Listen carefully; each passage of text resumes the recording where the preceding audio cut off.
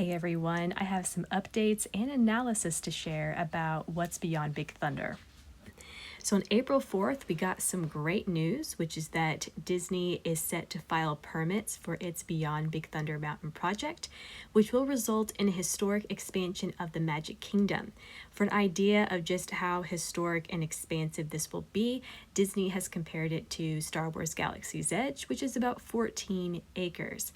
Now, in case you're not aware, at the 2022 D23 Expo, Disney Parks Chairman Josh D'Amaro and Imagineering asked the question of what could be beyond Big Thunder Mountain Railroad at Walt Disney World's Magic Kingdom, telling fans that in the future they could see Encanto, Coco experiences, and even a Villain's Land.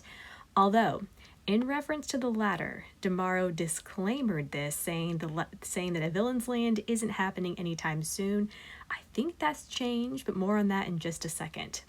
So, while it's always cool to hear what Disney is thinking about, this D23 presentation was frustrating, as the last thing fans want to hear is what they could have, but probably won't.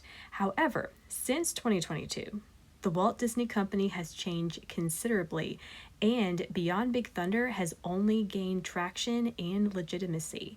Not only has Bob Iger returned as CEO since then, but Disney has committed to further park spending and investment.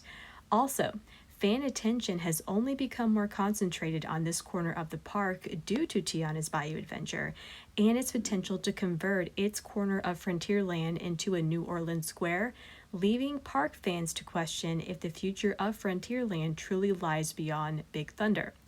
Now, Disney's latest confirmation that permits are being filed, things are happening for Beyond Big Thunder is great news, but there are some things and changes we need to discuss. First of all, this Beyond Big Thunder concept art from 2022 is likely not what it looks like on the walls of Imagineering today in 2024. Since that D23 2 years ago, Disney has decided to put Encanto at Animal Kingdom, not Magic Kingdom. So that whole corner of the concept art is gone. Coco isn't confirmed for Animal Kingdom, but there is rumor that the carousel you see in the concept art for Beyond Big Thunder could be the same carousel that is on the Tropical America's Animal Kingdom concept art, and that it could have Alberige's animals. If this is true, I wouldn't think Coco would come to Magic Kingdom. But in a recent statement to The Hollywood Reporter, Josh D'Amaro once again reiterated which IPs Disney wants in their parks. Coco was among that list. So I'm really not sure. I do think Coco would work great for Beyond Big Thunder because Disney really has very few IPs to draw from in the past 40 years that have a west-southwest kind of theme. But Coco, I'm a little uncertain about. But let's just say it doesn't. Let's say Coco goes to Animal Kingdom or only Disneyland. In that case, all that's left from this artwork is a Villain's Land. And even though D'Amaro said it's not coming anytime soon back in 2022, fast forward to 2023 and the opening of Tron Light Cycle Run. There, Imagineer Chris Beatty told Entertainment Weekly that the Villains concept got pretty good applause at D23. And they took note of how loud the applause was when they announced that. And, in my opinion, I think the best clue we have that Disney is centered in on a Villain's Land is the Disney Destiny. This is Disney Cruise Line's, one of Disney Cruise Line's new ships, which is a heroes and villains themed ship.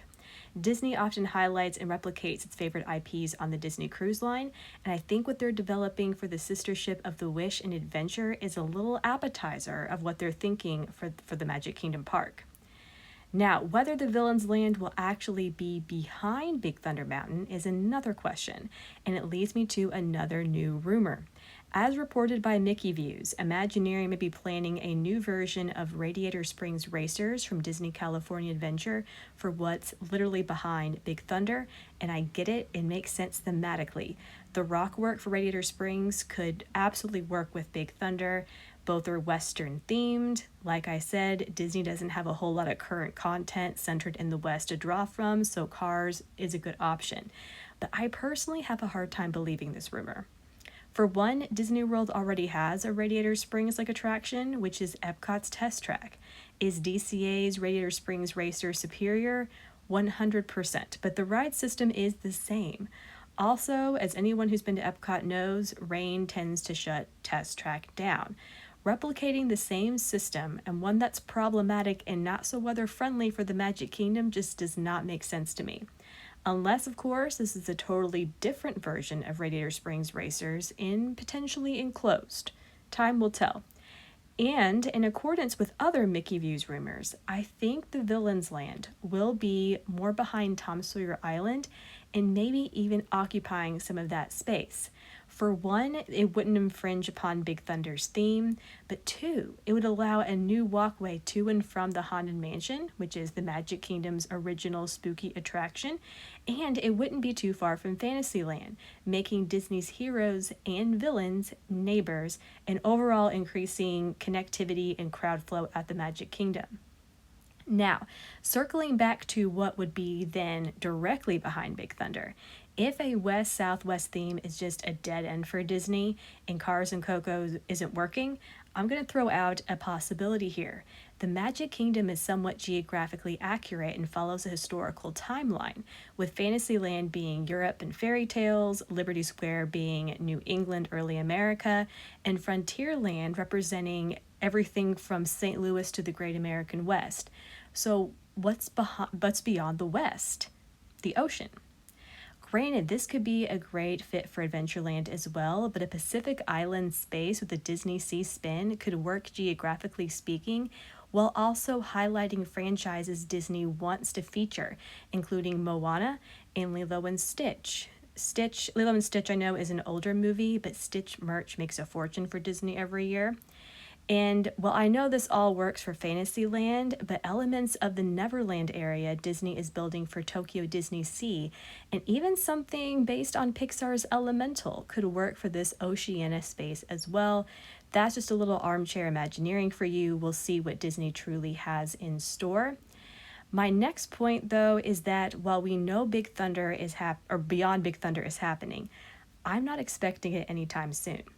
I think Animal Kingdom's Tropical America's Land is first. That privacy fence in much of Dino Land is not a good look, and it's been there for a while at this point. Plus, Magic Kingdom is about to get a new attraction with Tiana's Bayou Adventure. Disney needs to spread the wealth a bit for Magic Kingdom is revisited. There's also the fact that we know what's coming to Tropical Americas. Disney Imagineering has shown us models of this new Animal Kingdom land, but we know nothing about Beyond Big Thunder apart from that now expired concept art and permits for drains that'll be filed very soon. Plus, Bob Iger kind of gave the impression that Disney Imagineering hasn't settled on a plan. This is a quote from him, and I read, "You know, we have a lot of projects in development. Many of them are known to us, but we disclose these at a cadence and when we feel really ready and we have something more tangible to show people." Now, I do think we'll get something concrete about what's beyond Big Thunder at D23 in August, but I wouldn't expect a timeline then or even this year.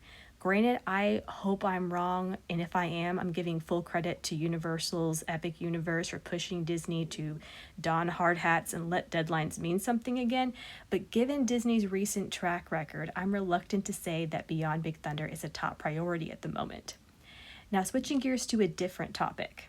With that opening date for Tiana's Bayou Adventure expected literally at any second right now, I want to highlight a little preview of what merchandise we can expect from this new ride and what we've seen so far. Beginning with Tiana's Bayou Adventure ears that a Disney ambassador showcased at a recent event in Washington, D.C. These ears are dark blue with a gold bow, and they feature Lewis, who I believe is the co-star of this attraction, as well as the bottles we'll see right before the drop and the attraction logo itself. It also has a textured design on the back. The next piece isn't confirmed for Tiana's, but I can't imagine it won't be. These Tiana ears have been recently released at the international parks, and they show Tiana's crown with a design similar to her Magnolia dress. It appears to be from a princess collection, but again, how can you not have these for Tiana's Bayou Adventure? Next, and in a surprising move, a Lewis pillow themed after Tiana's Bayou adventure appeared at Target. You can even see it on the Target website right now, even though it's currently sold out, and he's holding his trumpet and seems to have a lily pad on his head. Now, this next one debuted quietly a while back, but Disney Store has a pin and card featuring Tiana's crown, which was designed by Brittany L. Smith. She's the designer responsible for Disney's new cutting-edge audio animatronics at Tiana's Bayou Adventure and Epcot's Flower and Garden Festival topiaries. I think this crown and other elements from her artwork could play a possible role in the ride. Lastly, Disney has officially revealed merch already in the form of plush figures representing the different critters from the ride.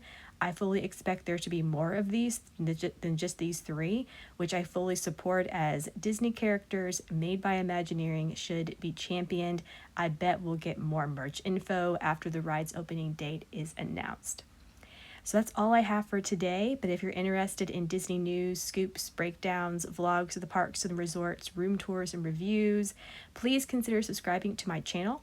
I'm an entertainment journalist covering the unique overlap of film and television and travel and theme parks, meaning I often find myself at the Disney parks and aboard the Disney Cruise Line. Would so appreciate you coming along with me for news, analysis, and my own travel adventures. But as always, thanks so much for listening and have a magical day.